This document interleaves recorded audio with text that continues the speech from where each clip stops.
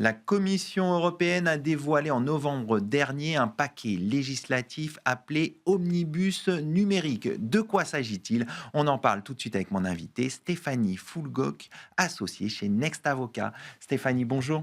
Bonjour Arnaud. On va parler ensemble en détail de ce paquet législatif Omnibus numérique. Mais tout d'abord, pouvez-vous nous le présenter et quels sont ses objectifs? Alors en détail, mais pas trop, parce qu'on se parle de plusieurs centaines de pages de texte. Ce qu'on appelle le paquet Omnibus numérique, c'est une nouvelle initiative de réglementation poussée par la Commission européenne. Et dans ces communications, la Commission nous annonce trois objectifs. Simplifier le cadre juridique européen existant du numérique, stimuler l'innovation des entreprises européennes, et le tout en allégeant les charges administratives qui pèsent sur les entreprises de par ces actions de conformité, et en particulier les PME, nous dit la Commission européenne. Alors ça, ce sont les déclarations d'intention. Concrètement, des actes juridiques vont être adoptés, d'autres modifiés, d'autres supprimés. Et à ce stade, le paquet Omnibus numérique, c'est deux règlements. Un sur les données qui visent à rapatrier un certain nombre de réglementations, d'obligations dans ce qu'on appelle le Data Act, et un autre sur l'intelligence artificielle. Alors, vous avez évoqué cet objectif de simplification parmi les différents objectifs. Est-ce qu'il y a un véritable objectif de simplification ou c'est juste un effet d'annonce? Alors, il y a effectivement un objectif de simplification, et notamment un objectif de réduction des coûts de conformité qui pèseraient sur les entreprises. La Commission européenne nous donne un chiffre. Elle nous dit qu'elle a pour objectif de réduire d'ici à 2029 de 5 milliards d'euros les charges administratives qui pèseraient sur les entreprises. C'est Alors, ambitieux. c'est ambitieux, mais surtout si on le lit à contrario, ça veut dire que la Commission européenne, et les institutions européennes, pas que la Commission, le droit européen ferait à ce jour peser sur les obligations, sur les entreprises, des obligations qui leur génèrent une charge de 5 milliards d'euros, pour des obligations que la Commission considère maintenant comme étant inutiles. Alors, est-ce qu'il y a une simplification concrète dans ces projets de texte? Oui, il y a quelques initiatives. Par exemple, si on part un peu plus dans les détails, en matière de RGPD, on doit parfois faire ce qu'on appelle des analyses d'impact, et les critères pour les entreprises de savoir si elles doivent faire une analyse d'impact ou pas ne sont pas toujours lisibles. Donc là, dans le paquet Omnibus, il est prévu de faire une liste unique européenne des cas dans lesquels des analyses d'impact doivent être faites. Il y a aussi une initiative qui consisterait à supprimer, vous savez, ces bannières cookies pour répondre à une fatigue ce qu'on appelle la fatigue du consentement, qui est exprimée par les internautes.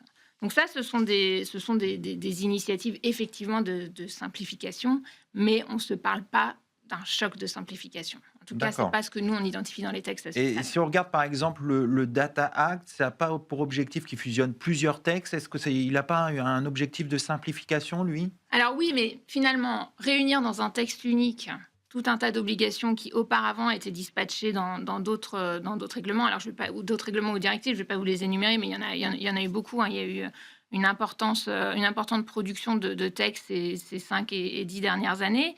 Mais si finalement on réunit les mêmes obligations dans un texte unique, certes pour le praticien, et nous on peut s'en réjouir, on a un document unique plutôt que d'aller rechercher dans plusieurs textes, mais les obligations restent les mêmes.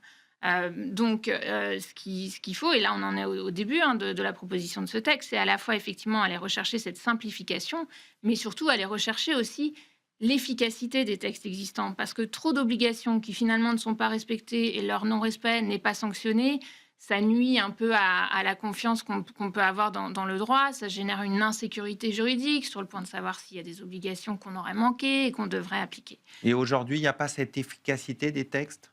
Alors, pas suffisamment, d'après ce que nous on voit.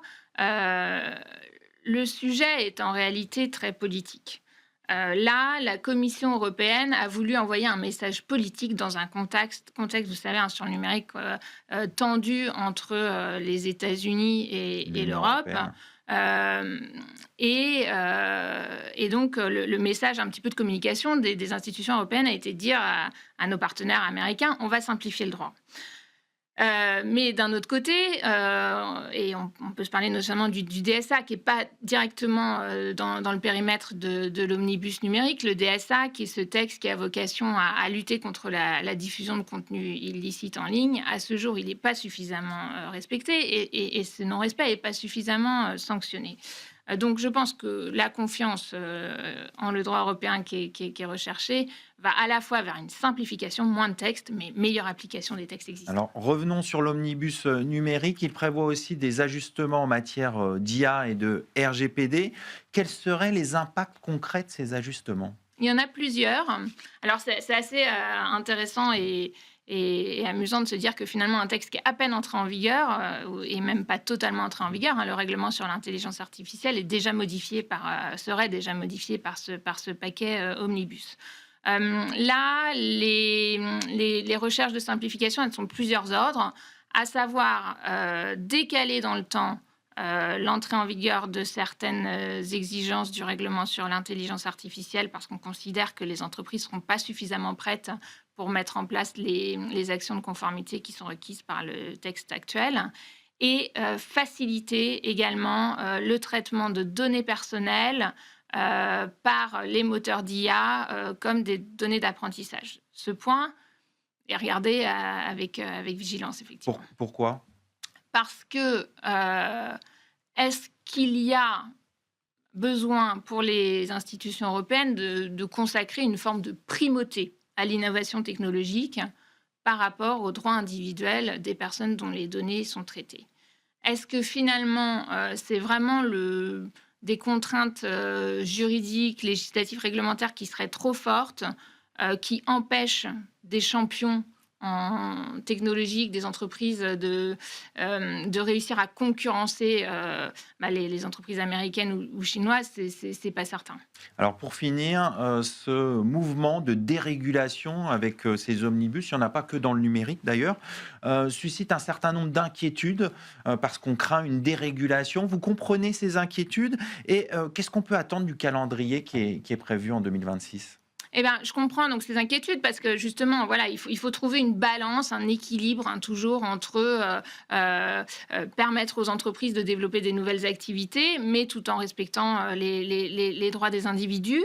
Alors, le calendrier, donc là, ce paquet est paru en novembre. Actuellement, il y a une consultation qui est organisée auprès des institutions, qui est organisée par la Commission européenne jusqu'à mars 2026. Nous, c'est ce qu'on fait. On accompagne nos clients justement dans comment porter un message auprès des institutions pour expliquer pourquoi telle simplification est souhaitée et pourquoi telle simplification n'est pas souhaitée parce qu'elle porterait trop atteinte à des droits, notamment en matière de données personnelles.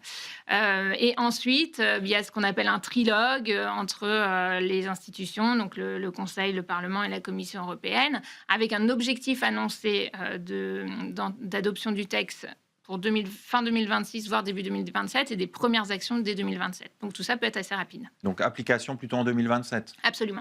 On va finir là-dessus. Merci Stéphanie Fulgok. Je rappelle que vous êtes associée chez Next Avocat. Merci Arnaud. Tout de suite, on continue avec un sujet très concret, la multiplication des contrôles fiscaux pour les entreprises.